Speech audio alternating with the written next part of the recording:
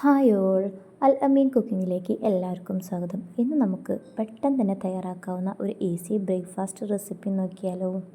വെറും 10 മിനിറ്റിൽ തയ്യാറാക്കാവുന്ന ഒരു റെസിപ്പിയാണ് കേട്ടോ. ഇവിടെ ഇതാ ഒരു മിക്സിയുടെ ജാറിലേക്ക് 1 കപ്പ് തേങ്ങ ചിരകിയത് ഇട്ട് കൊടുക്കാം. ഇനി ഇതിലേക്ക് 1 കപ്പ് അരിപ്പൊടിയും കൂടിയും ചേർത്ത് കൊടുക്കാം. ഇനി ഇതിലേക്ക് 1 മുട്ടയും കൂടിയും ചേർത്ത് കൊടുക്കാം. ഇനി ഇതിലേക്ക് 1 കപ്പ് വെള്ളം കൂടി ചേർത്ത് നമുക്കിതൊന്ന് നന്നായി തന്നെ ഒന്ന് അടിച്ചെടുക്കാം. 1 കപ്പ് വെള്ളം കൂടി ഒഴിച്ച് അടിച്ചെടുക്കുമ്പോൾ ഇത്തിരി കട്ടിയിലാണ് നമുക്ക് കിട്ടുക. ഇനി ഇതിലേക്ക് നമുക്ക് 1.5 കപ്പ് വെള്ളം കൂടിയും ചേർത്ത് കൊടുക്കണം. മൊത്തം ഞാനിപ്പോൾ ഇതിലേക്ക് വെള്ളം ഒഴിച്ചിരിക്കുന്നത് 1 കപ്പ് അരിപ്പൊടിക്ക് 2.5 കപ്പ് വെള്ളമാണ് ഒഴിച്ചു കൊടുക്കുന്നത്. ഇത് നല്ല ലൂസായിട്ടാണ് കേട്ടോ നമുക്ക് ഈ മാവ് കിട്ടേണ്ടത്. ഇനിതാ ഒരു ബൗളിലേക്ക് ഈ മാവൊന്ന് മാറ്റി കൊടുക്കാം.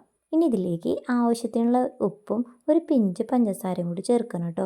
ഇനി ഇതിലേക്ക് 2 ടീസ്പൂൺ വെളിച്ചെണ്ണയും കൂടിയും ചേർത്ത് നന്നായി തന്നെ ഒന്ന് മിക്സ് ചെയ്യാം. ഇനി ഇവിടെ ഇതാ അടപ്പത്തൊരു പാൻ വെച്ച് പാൻ നന്നായി തന്നെ ഒന്ന് ചൂടാവണം കേട്ടോ. ഇനി ഒരു 1.5 തവി മാവ് നമുക്ക് ഇതുപോലെ ഒന്ന് ഒഴിച്ചു കൊടുത്ത് നമുക്കിതൊന്ന് ചുറ്റിച്ചു കൊടുക്കാം. നല്ല സോഫ്റ്റായ അപ്പമായിട്ടാണ് കേട്ടോ നമുക്ക് കിട്ടുക. ഇനി ഇത് ഒരു ഭാഗം മുരിഞ്ഞു വരുമ്പോൾ ഇഷ്ടമുണ്ടെങ്കിൽ മാത്രം ഇത് മറിച്ചിട്ടാൽ മതി കേട്ടോ, അല്ലെങ്കിൽ നമുക്കിത് ഇങ്ങനെ തന്നെ എടുക്കാവുന്നതാണ്. എനിക്കിവിടെ കുറച്ചൊന്നും കൂടി മുരിഞ്ഞ അപ്പമാണ് ഇഷ്ടം, അതുകൊണ്ടാണ് കുറച്ചും കൂടി ഒന്ന് മുരിച്ചെടുത്തത്. ഇനി നമ്മൾ കറികളൊക്കെ കൂട്ടി കഴിക്കുകയാണെങ്കിൽ അധികം മുരിക്കേണ്ട ആവശ്യമില്ല കേട്ടോ. അപ്പോൾ നല്ല സോഫ്റ്റ് ആയിട്ടായിരിക്കും നമ്മുടെ അപ്പം ഉണ്ടാവുക. ഇനി ഇതുപോലെ തന്നെ നമുക്കെല്ലാം തന്നെ ചുട്ടെടുക്കാവുന്നതാണ് കേട്ടോ. ഇവിടെ ഇതാ ഞാൻ എല്ലാതും തന്നെ ഇതുപോലെ ചുട്ടെടുത്തിട്ടുണ്ട്. എന്ത് പെട്ടെന്നാണല്ലേ നമ്മൾ അടിപൊളി ഒരു ഈസി ബ്രേക്ക്ഫാസ്റ്റ് റെസിപ്പി ഉണ്ടാക്കിയത്. ഇനി ഇത് നമുക്ക് ചിക്കൻ കറിയുടെ കൂടെയോ ഗ്രീൻ ബീൻസ് കറിയുടെ കൂടെയോ കടലക്കറിയുടെ കൂടെ എന്തിൻ്റെ കൂടെ നമുക്കിത് കോമ്പിനേഷനായിട്ട് കഴിക്കാവുന്നതാണ് കേട്ടോ.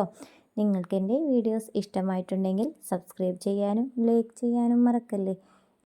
ഇൻഷാ അല്ലാഹ് നാളെ മറ്റൊരു റെസിപ്പിയുമായി വീണ്ടും കാണാം.